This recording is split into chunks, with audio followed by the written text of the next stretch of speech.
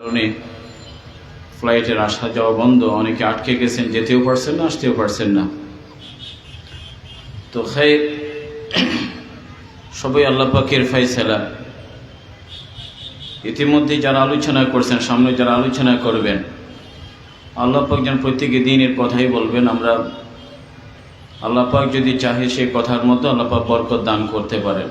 এই জন্য আমাদের ইখলাসের সাথে বলা শোনা, দ্বীনের কথা শোনা। কোরআন কারীমের সে আয়াতের মধ্যে আল্লাহ পাক এই বিষয়টি তুলে ধরেছেন।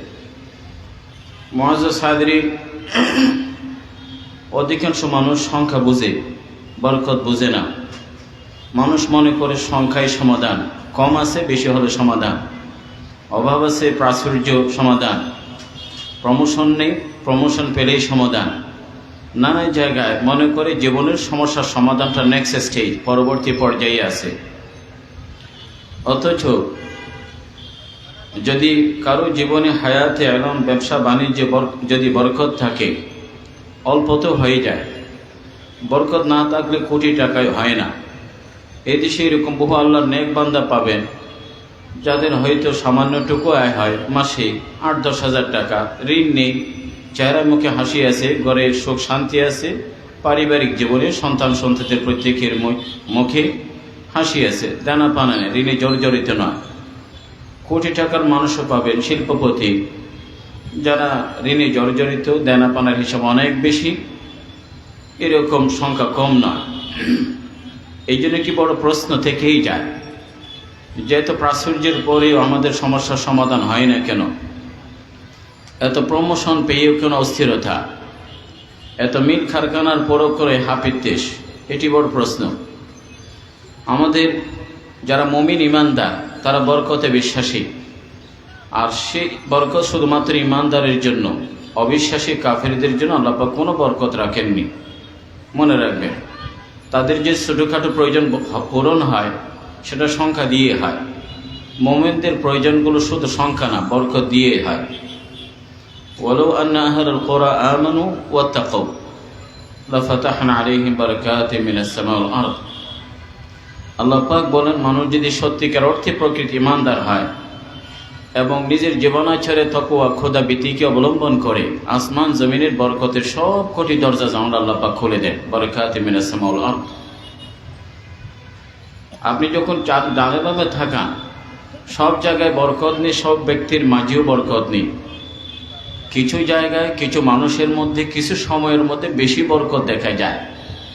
আমাদের জীবনের প্রত্যেকটা দিন গুরুত্বপূর্ণ, জুমাবার বেশি গুরুত্বপূর্ণ। প্রত্যেকটা মাসই আল্লাহ পাকের কাছে গুরুত্বপূর্ণ, রমজানের মর্যাদা আলাদা। প্রত্যেকটি রাত মুমিনের হায়াতে গুরুত্বপূর্ণ, তবে সেটি লাইলাতুল কদরের সাথে কখনো তুলনা হয় না। একটি রাত 84 বছরের চেয়ে বেশি। এই জন্য আল্লাহ পাক এই একটি রাতকে ইন্না আনজালনাহু ফি লাইলাতুল কদর, লাইলাতুল কদর খায়রুম মিন আলফি শাহর। অন্য আয়াতের মধ্যে সূরাতুদ দুখান ইন্না আনজালনাহু ফি লাইলাতিন মুবারাকা, বরকতময় বলেছে। কেমন বরকত? যে এই রাতের বরকতের কারণে একটি রাতের মর্যাদা 84 বছরকে ডিঙ্গিয়ে গেছে, ছাড়িয়ে গেছে। তারা সময়ের মধ্যে ব্যবধান। পৃথিবীতে লক্ষ কোটি স্থাপনা আছে, কত স্থাপনা, ঘর বাড়িগুলো কোটি ডলারে নির্মিত, কিন্তু কাবা শরীফের সে কালো গেলাপ আবৃত, খুবই সাদামাটা, সেখানে হয়তো স্থাপত্যের বিচারে হয়তো এত নান্দনিক কিছু নেই, কিন্তু এটা যে বরকতময়। ইন্না আউওয়ালা বাইতিন উযিআ লিন-নাস লাল্লাযী বিবাক্কাতা মুবারাকান ওয়া হুদাল লিল আলামিন। এটি বরকতময়। যেহেতু বরকতময়, 200 বছর আগে যখন 30-35 হাজার মানুষ হজ করত, তাদের সংকলন হতো। আজকের সময় যখন 30 লক্ষ হজ করে, তাদেরকে অ্যাকোমোডেট করে। কিয়ামতের আগে যদি কোটি মানুষের তওয়াফ করে, সাফা মারওয়া সাই করে, তাদেরকে অ্যাকোমোডেট করতে পারবে, কারণ মুবারাকা ওয়া হুদাল লিল আলামিন। আল্লাহ পাক সূরাতুল ইসরা পৃথিবীর একটা নির্দিষ্ট অঞ্চলকে বড় বরকতময় বলেছে। সুবহানাল্লাযী আসরা বিআবদিহি লাইলাম মিনাল মাসজিদিল হারাম ইলাল মাসজিদিল আকসা আল্লাযী বারাকনা হাওলা। এই যে সিরিয়া, লেবানন, জর্দান, এই অঞ্চল বরকতময়। হাজারো লাখো নবীদের পদচারণা। পৃথিবীর আসমানি ধর্মগুলো এখানে, তৌরাত, জবুর, এই জায়গায়। এমনকি আমাদেরও প্রথম কিবলা সেই জায়গায়, বাইতুল মুকাদ্দাস, বরকতময় জায়গা। তাহলে বোঝা যায় সে এই অঞ্চল বরকতময়, এই জায়গাকে পৃথিবীর কোনো ওই যে মহাদেশকে যত উন্নত বিশ্ব হোক, উন্নত রাষ্ট্র হোক, এই জায়গার সাথে তুলনা করা যায় না। পৃথিবীতে অনেক বই পুস্তক আছে, গ্রন্থ লেখা, বেস্টসেলার, লক্ষ কোটি সংখ্যায় সেটা মুদ্রিত বাজারজাত হয়, কিন্তু আল্লাহ পাক বলেন আমার কালাম হাদা কিতাব আনজালনা মুবারক, এটি বরকতময়। এটি এত বরকতময়, যত পড়ে রস বের হয়, যত পড়ে মজা পায়, তার আবেদন কখনো ফুরিয়ে যায় না। কিন্তু অন্যান্য বই পুস্তকগুলো যত প্রথমবার যে মজা, দ্বিতীয়বার সে স্বাদ নেই, তৃতীয়বারের যেন রসবিহীন, কিছুই নেই, চতুর্থবার এক ধরনের বিরক্তি অনুভব করেন, বরকত নেই। কিন্তু আল্লাহ পাক কোরআনে কারীম বরকতময়, হাদা কিতাব আনজালনাহু মুবারক। সব গাছগুলো বরকতময় নয়, প্রত্যেক গাছে আল্লাহ ফল মূল দিচ্ছেন, কিন্তু আল্লাহ পাক বলেছে যে শাজারা জাইতুনা মুবারাকা, জাইতুনকে আল্লাহ পাক বরকতময় বৃক্ষ হিসেবে আখ্যায়িত করেছেন। ওয়াতিন ও জাইতুন, এই যে বৃক্ষের নামে, যে ফলের নামে আল্লাহ পাক শপথ করেছেন, ওয়াল আযীম লা ইয়াহলিফু ইল্লা বিল আযীম, মহান মহান কিছু নিয়েই শপথ করে থাকেন, কাজে তার গুরুত্ব আলাদা, তার গুরুত্ব আলাদা। পৃথিবীর নেককার মানুষের মধ্যে বরকত আছে, আল বারাকা মা আকাবিরিকুম, আমাদের বড়দের সাথে অনেক বরকত আছে। কিন্তু যে বরকত আল্লাহর নবীর সাইয়্যিদুল মুরসালিন সিরাতুন নবী আজকে আলোচনা, রাসূলুল্লাহ সাল্লাল্লাহু আলাইহি ওয়াসাল্লাম হায়াতের বরকত যা আছে, পৃথিবীর কোটি কোটি মানুষ মানে যত লক্ষ আম্বিয়া কেরাম তাদের প্রত্যেকের অর্জন আছে, কিন্তু এত অল্প সময়ে, এত অল্প উপকরণ দিয়ে এত বেশি অর্জন কারো জীবনে নেই, কারো জীবনে নেই। 23 বছর, দুই পক্ষের নিহতদের সংখ্যা 1069 জন। এই 23 বছরে গোটা পৃথিবীর ইতিহাস পাল্টে দিয়েছে, কোটি মানুষের অন্তর ইমানের বাতি জ্বালিয়েছেন, এবং এই বরকত কোথাও পাওয়া যায় না। এমন বরকতপূর্ণ রব্বুল আলামিন এই জীবনের নামে শপথ করেন, কসম করেন, লা আমরুকা ইন্নাহুম লাফি সাকরাতিন ইয়ামাহুন। আল্লাহ নবীর হায়াত, এটি আল্লাহ পাকের কাছে কত প্রিয়, এই হায়াত নিয়ে আল্লাহ পাক শপথ করেছেন, এটি বরকতপূর্ণ। বড়দের জীবনে এমনকি তাদের পোশাকরির মধ্যে আল্লাহর নেক বান্দারা তাদের হায়াতে যখন বরকত আসে, দেখবেন তাদের প্রত্যেকটার মধ্যেই বরকত।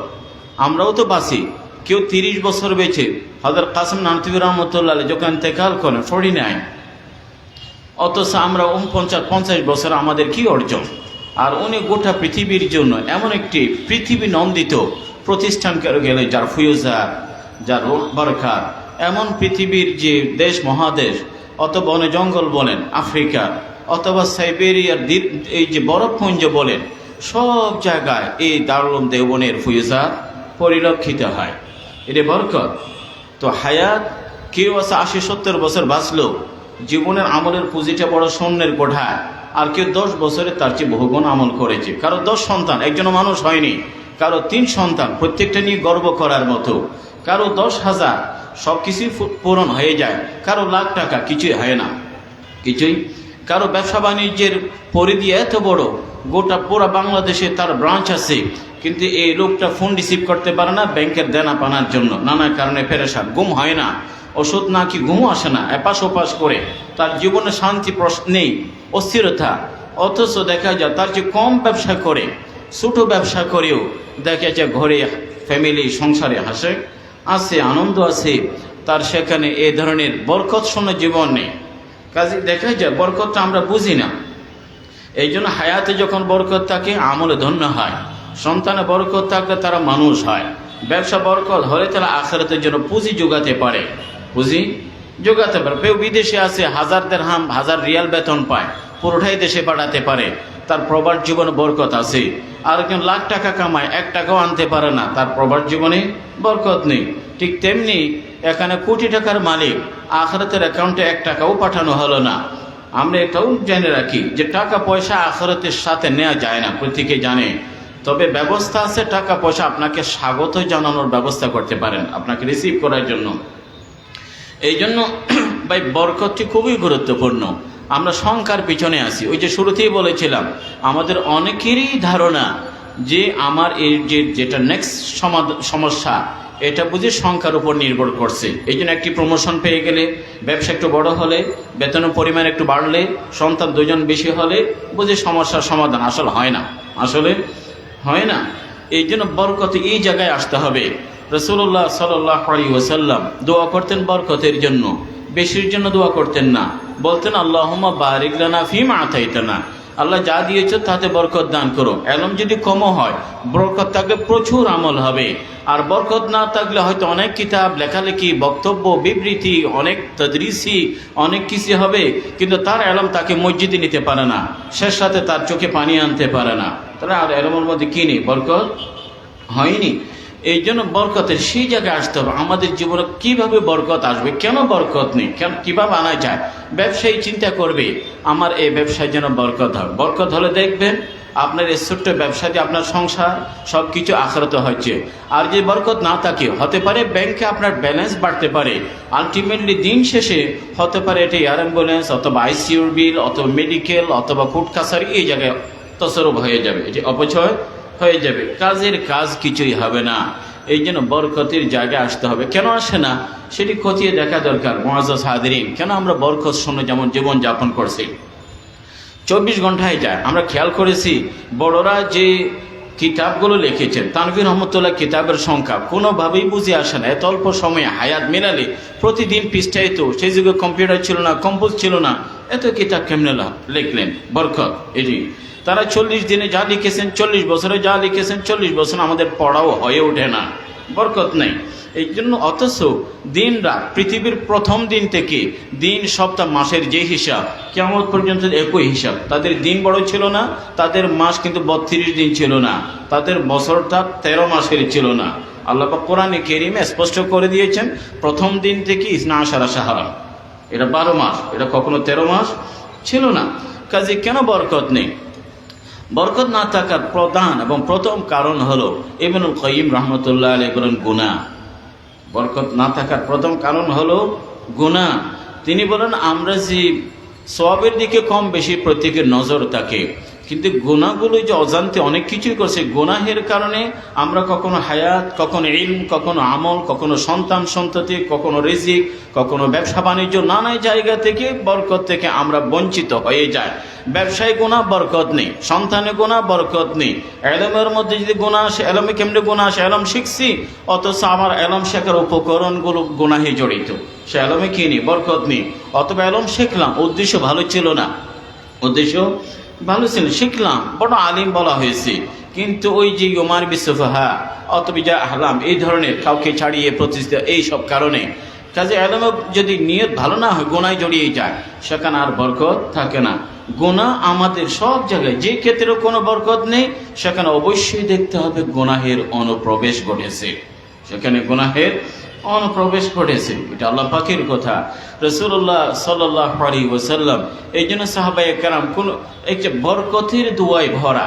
আমরা দেখি আমাদের সকাল থেকে সন্ধ্যা যেন বরকত। সারা বিশ্বে একজন মুমিন যখন আরেক মুমিনের সাক্ষাৎ পায়, একটা অভিবাদন বলেন, সালাম বলেন, একটা শব্দ তো আছে, সে শব্দ কি? আসসালামু আলাইকুম ওয়া রাহমাতুল্লাহি ওয়া বারাকাতুহু।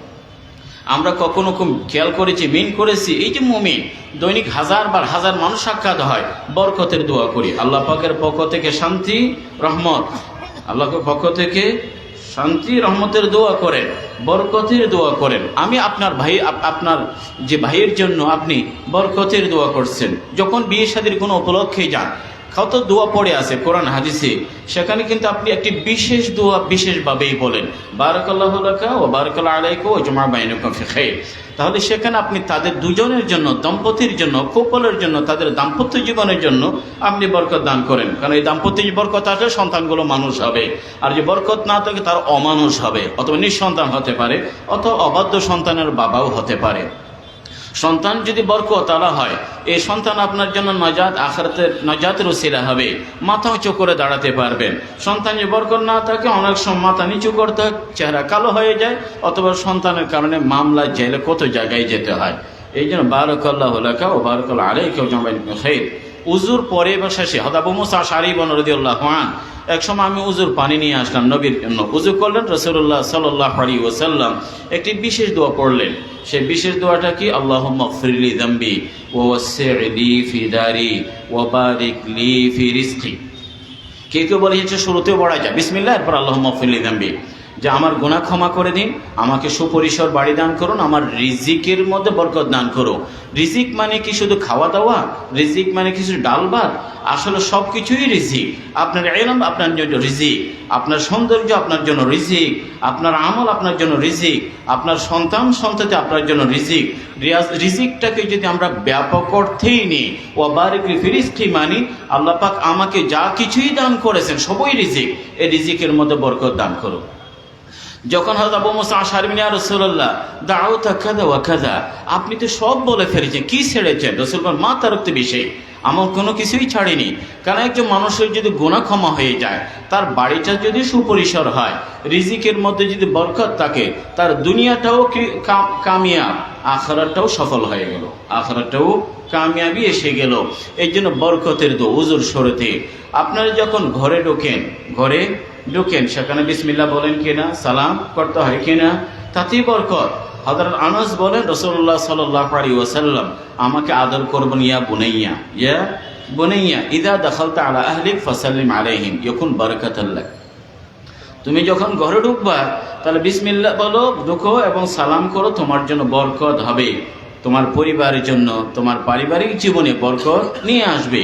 তাহলে আমরা দেখা যায় ঘরে ঢোকার সময় উজুর আগে পরে এবং দেখা সাক্ষাতে বিয়ের বন্ধনে, এমনকি উলামায়ে কেরাম বলে একটি হাদিস, আপনি যখন কোথাও দাওয়াত খেতে গেলেন তো খাবারের দোয়া তো আছে, যারা মেজবান যে মেহমানদারি করলো তার জন্য দোয়া আছে না? তার জন্য দোয়া আছে। তার জন্য দোয়া হলো আল্লাহুম্মা বারিক লাহুম ফিমা আতাইতাহুম, আল্লাহ তাদেরকে যা রিজিক দিয়েছ তাতে বরকত দান করো। মেজবানের জন্য দোয়া, এই যে দোয়ায় ঘেরা, দোয়ায় পরিবেষ্টিত, এগুলো সব দোয়া বরকা এবং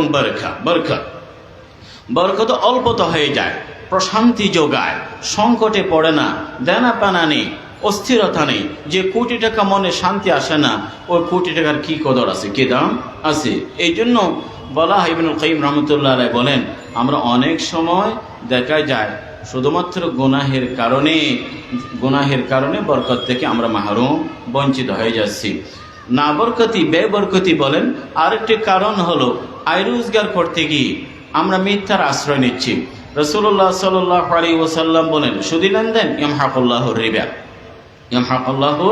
রিবা। কত কোটিপতি দেখেছেন, ব্যাংকের ডাইরেক্টর দেখেছেন, সুদী ব্যাংকের, তাদের ব্যবসা বাণিজ্য দেশ এবং বিদেশে ছড়িয়ে ছিটিয়ে আছে, কিন্তু লাখ মুহূর্তে মনে হয় তাদের দুর্দশাগুলো আপনাদের সামনে আছে। বরকত হলো ইয়ামহাকুল্লাহুর রিবা, আল্লাহ পাকের কথা ওমান আসদাকু মিনাল্লাহি হাদিসা, আল্লাহ পাকের চেয়ে পরম সত্য বলার কে আছে? কারণ আল্লাহ পাক যা বলেন এটি চূড়ান্ত সত্য, এটা চিরন্তন সত্য, এটা ultimate realities of the universe, এটা দ্বিতীয়টা হয় না, হতে পারে না।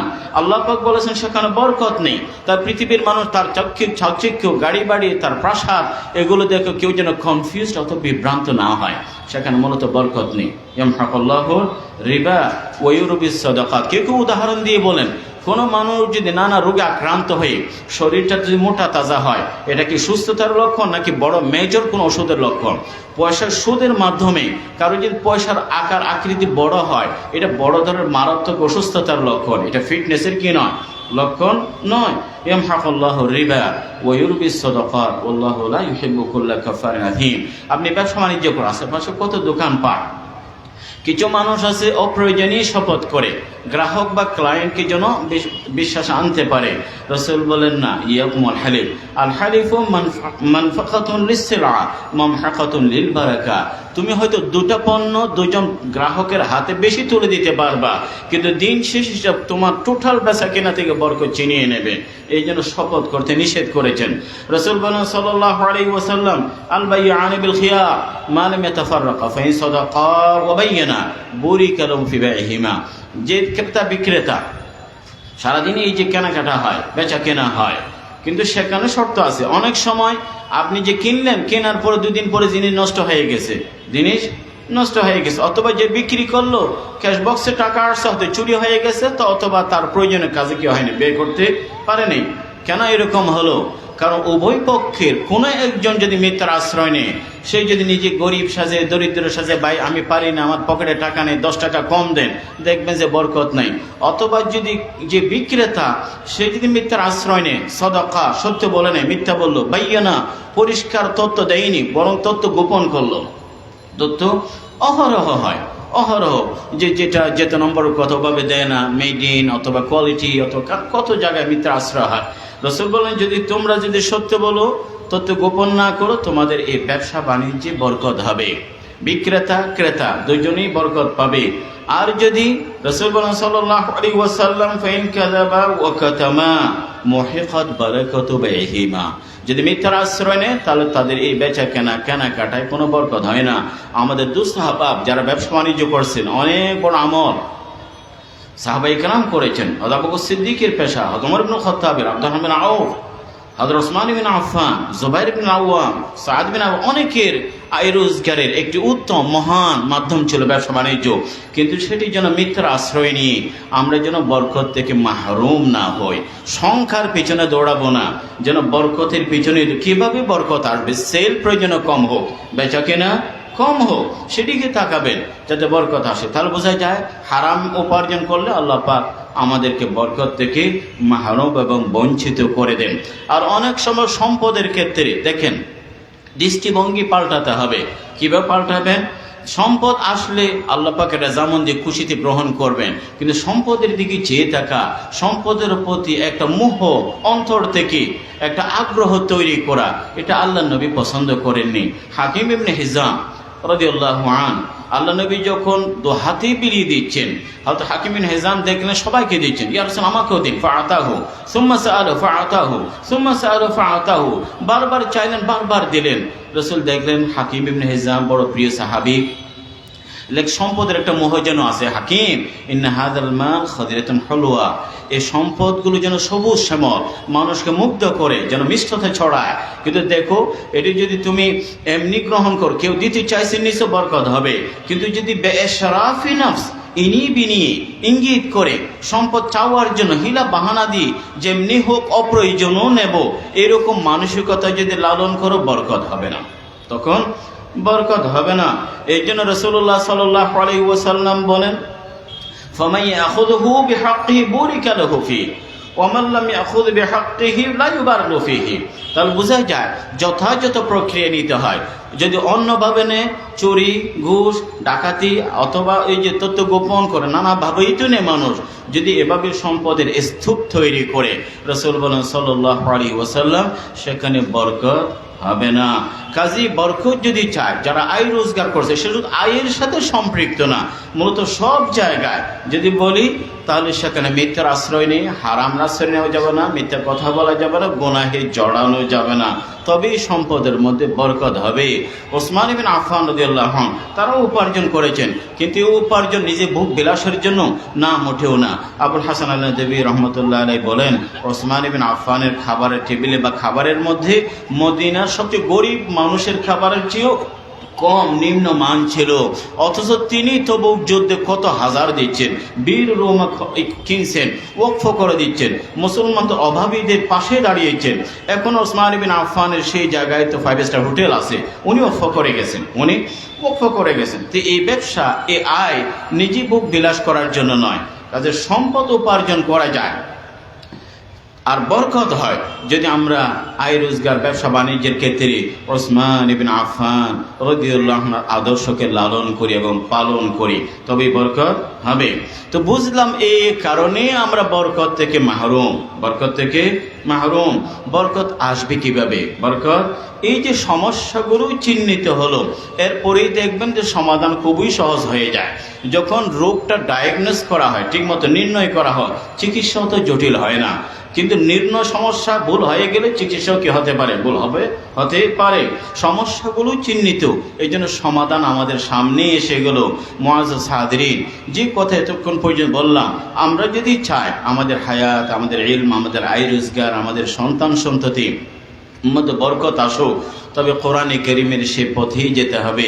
রব্বুল আলামিন কোরআনে কারীমে এই বরকত শব্দটির নানা জায়গায় আলোচনা করেছেন। তার মধ্যে প্রথমে যে আয়াতটি তেলাওয়াত করেছি, ওয়ালাউ আন্না আহলাল কুরা আমানু ওয়াত্তাকাউ লাফাতাহনা আলাইহিম বারাকাতিম মিনাস সামাল আরদ, ইমানওয়ালা জিন্দগি। মানুষ তো মানুষ বাঁচে, বলে হাইওয়ানি জিন্দগিও আছে, ইনসানি জিন্দগিও আছে, ইসলামী জিন্দগিও আছে, ইমানি জিন্দগিও আছে। তো এই জন্য খাওয়া দাওয়া দর্শনই করে, অমুসলিমও করে, সবাই করে। এরা শুধুমাত্র হয়তো মানসিক বা মানবিক জীবনযাপন হতে পারে। আমাদের জিন্দগি, আমাদের জীবন আচার, জীবনযাপন ইমানি পদ্ধতিতেই হতে হবে। ওয়াত্তাকু, তাকওয়া মানে আমরা সব সময় বলি, শুনে থাকি ক্ষুধাভীতি, আসলে নানাভাবে নানা ব্যাখ্যা করেছেন। তবে সহজে যেটি বলা যায়, তাকওয়া মানে হলো গুণামুক্ত জীবনযাপন করা, গুণামুক্ত জীবনযাপন করা। কোনো মানুষকে যদি বলা হয় হুজুর পূর্ণাঙ্গ ইসলামের একটা সারসংক্ষেপ বলুন তো কেমনে, কেউ বলেছেন এই হাদিসটাই বেছে নেওয়া যায় কিনা, ইত্তাকিল মাহারিম তখন আবাদান নাস, ইত্তাকিল মাহারিম, হারাম থেকে দূরে থাকো। সকাল কোনো মানুষকে যদি বলা হয় এই যে সকাল থেকে সন্ধ্যা এত সরাকাত নামাজ পড়বে, এত ইবাদত করবে, একটা বিশাল দীর্ঘ মামলাত দিয়ে গেলেন, কত কঠিন অধ্যাবসায় করে সে মামলাত নিয়ে আসতে পারবে, হাজারবার দরুদ, হাজারবার এইগুলো নিয়ে আসতে পারবে। কিন্তু যদি কাউকে যদি বলা হয় ঘুম থেকে উঠে আবার বিছানায় যাওয়া পর্যন্ত এখানে একটি সগীরা গুনাহ করা যাবে না, তখন দেখবেন যে কত কঠিন মুহূর্ত যায় আমাদের গুণামুক্ত জীবন যাপন করা। কারণ মোবাইল খুললে গুনাহ, বিলবোর্ডে গুনাহ, হাট বাজারে গুনাহ, বাসা বাড়িতে গুনাহ, কথা বললে গুনাহ, কারোর সাথে আলাপচারিতায় গুনাহ, বড় কঠিন হয়ে যায় জীবনটা। আমরা হিসেব করি না বলে সওয়াবের ক্ষেত্রে আমরা যতটুকু চতুর কি চালাক, কারণ আল্লাহ পাকের কাছে কোনো সওয়াব না গুনে পাঠায় না। 100 বার দরুদ, 100 বার এটা গুনে গুনে কি ক্যালকুলেট করে পাঠায়, যেভাবে সওয়াবটাকে ক্যালকুলেট করে পাঠায়, গুনাহের ক্ষেত্রে আমাদের ক্যালকুলেশন আছে? কোনো ক্যালকুলেশন নেই। ইত্তাকিল মাহারিম তখন আবাদান নাস, গুনাহমুক্ত জীবন যাপন করা, দেখবেন বরকত আসতেছে, বরকত আসতেছে। রাসূলুল্লাহ সাল্লাল্লাহু আলাইহি ওয়াসাল্লাম আমাদেরকে বলেছেন যে বরকতের দোয়া করো, বরকত ওয়ালার কাছে যাও। হযরত জুনাইদে বাগদাদী রাহমাতুল্লাহ একটি ঘটনা বলি যে তাদের জীবনে কিভাবে বরকত আসছে। জুনাইদে বাগদাদী রাহমাতুল্লাহ তিনি একসময় ওনার কাছে এক লোক আসলেন, বললেন হুজুর হজে যেতে চায়, একটু সাহায্য চায়। বলল যে 1 আনা। কত? 1 আনা, এটি নিয়ে না হজে যাও। তখনকার যুগে 1 আনা দিয়ে হজ হয় না, কিন্তু আল্লাহওয়ালার সম্পদ হাতে নিলেন, ঘর থেকে বের হলেন। বের হওয়ার পরে যাক হজের কাফেলা, তারা বললেন যে কোথায় যাবা? হজে। বলছে ঠিক আছে, আমাদের এই উট খালি আছে, এক লোক আসতে পারে নাই, যাবার কথায় চলে উঠেই বসো। উঠেই ব্যবস্থা হয়েছে কি না? এই উট দিয়ে হজ করে পুরো সফরের মধ্যে মেহমান হয়ে হজ করে একেবারে রাজকীয় জন্য মেহমানদারি করে ঘরের সামনে নামাইয়ে দিলেন। ওই পয়সাও রয়ে গেল, ওই পয়সাও জুনাইদ বাগদাদী রহমতুল্লাহ আলাইহি বলেন আমার পয়সা আমাকে দিয়ে দাও। এই পয়সা কত বরকত! কাসেম নানতুবি রহমতুল্লাহ 3 আনা 4 আনা বেতন, তখনকার সময় 100 রুপি বেতন দিয়ে বলছে এই 3 আনা আমার যে বেঁচে যা, আমার প্রয়োজন হয় না, এটি নিয়ে খরচ করতে আমার সময় নেই, আমি 100 রুপি দিয়ে কী করবো? বরকত ছিল, এ ছিল বরকত ছিল। বড়দের আল্লাহওয়ালাদের এই অল্পর মধ্যে পয়সার মধ্যে কেমন জানি বরকত। এগুলো আসছে তাকওয়া থেকে, খোদাভীতি থেকে। কারণ আল বারাকাতু মিনাল্লাহ। আব্দুল্লাহ ইবনে মাসউদ রাদিয়াল্লাহু আনহু তিনি হাদিস বর্ণনা করছেন রাসূলুল্লাহ সাল্লাল্লাহু আলাইহি ওয়াসাল্লাম থেকে। আর আল্লাহ নবীর জীবনটাও যদি দেখি কত বরকত না। এরকম পৃথিবীতে এর আগে অথবা এর পরে পৃথিবীর মধ্যে কেউ ক্যালকুলেট করে পৃথিবীর কোনো সায়েন্টিফিক ব্যাখ্যা বিশ্লেষণ দিয়ে বোঝাতে পারবে? 1 গ্লাস পানি 400 মান দুধ 400 মানুষ খাবে, বোঝাতে পারবে? 7 জনের খাবার 1400 জন পেট ভরে খায়, বোঝাতে পারবে? আঙ্গুল দিয়ে পানি বের হবে, 1500 মানুষ পরিতৃপ্ত হবে, বোঝাতে পারবে? কারণ সায়েন্সের ব্যাখ্যা আছে, মুজিজার কোনো ব্যাখ্যা নেই। মুজিজার কোনো কি নেই? ব্যাখ্যা নেই। এই জন্য বলা হয় মশিয়ত এবং মেশিনের মধ্যে পার্থক্য আছে। সায়েন্সের মধ্যে মেশিন আছে, মশিয়ত ভিন্ন জিনিস। মুজিজার মধ্যে মশিয়ত ইলাহি, আল্লাহ পাকের ইচ্ছা, আল্লাহ পাকের হুকুম। রাসূলুল্লাহ সাল্লাল্লাহু আলাইহি ওয়াসাল্লামের বরকতের কথা বলি। হযরত আবু হুরায়রা আনহু বলেন কয়েকদিন ধরে না খেয়ে আছে, অনাহারে। রাসূলুল্লাহ সাল্লাল্লাহু আলাইহি ওয়াসাল্লাম গেলাম, ইয়া রাসূলুল্লাহ এই অবস্থা। রাসূল বলেন দাঁড়াও, 1 গ্লাস দুধ, বড় তোমার সঙ্গীর সাথে অনেকে না, তাদের সবাইকে ডাকো। হয়তো আবু হুরায়রার এই যে চোখের ছানাগুলো বড় হয়ে গেছে, এটা আমার জন্যই যথেষ্ট না, আরও ডেকে নিয়ে আসবো আরও। তো সবাইকে ডেকে নিয়ে আসলেন, সবাই পেট ভরে খেলেন, আবু হুরায়রাও খেলেন, এবং ওই অবস্থায় আছে যেভাবে আগে ছিল। এটাই বরকত। হযরত জাবের রাদিয়াল্লাহু আনহু এই যে গজওয়ে আহজাব, এর গজওয়ে খন্দক, আহজাবের যুদ্ধের পরে ওই সময়ের মধ্যে হযরত জাবের যখন ঘরে ডাকলেন 1400 সাহাবায়ে কেরাম ক্ষুধার্ত, কয়েকদিন ধরে না খেয়েছিলেন, এটি বরকত।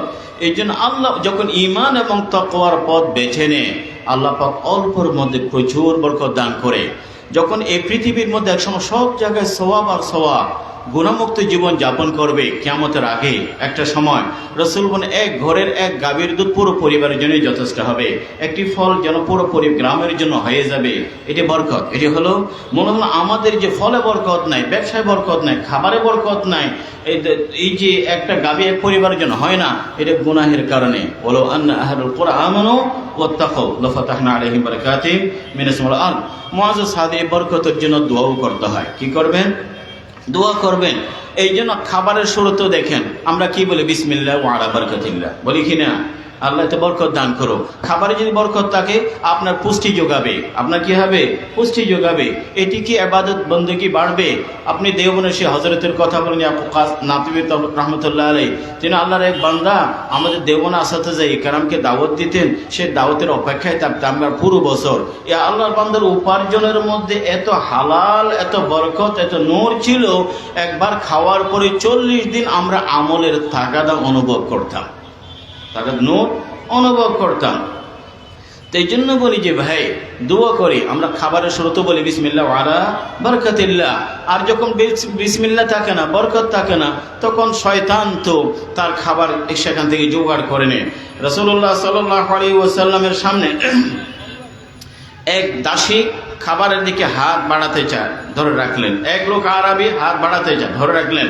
রাসূল বলেন, দেখো শয়তান ওর মাধ্যমে তোমাদের খাবার থেকে বরকত ছিনিয়ে নেবার জন্য আমি হাত ধরেছি, এবং এই হাতের সাথে শয়তানের হাতও আছে। হাদিস শরীফ আছে কিনা? এই জন্য ঘরে ঢোকার সময় যদি বিসমিল্লাহ না বলেন, শয়তান ঢুকে পড়ে। এবং যখন খাবারের শুরুতে বিসমিল্লাহ না থাকে, শয়তান বলে রাত্রে কমপ্লিমেন্টারি ডিনারও পাওয়া গেছে, আদরাকতুমুল মাবিত ওয়াল আশা, আদরাকতুমুল মাবিত ওয়াল আশা, যে রাত্রে স্টে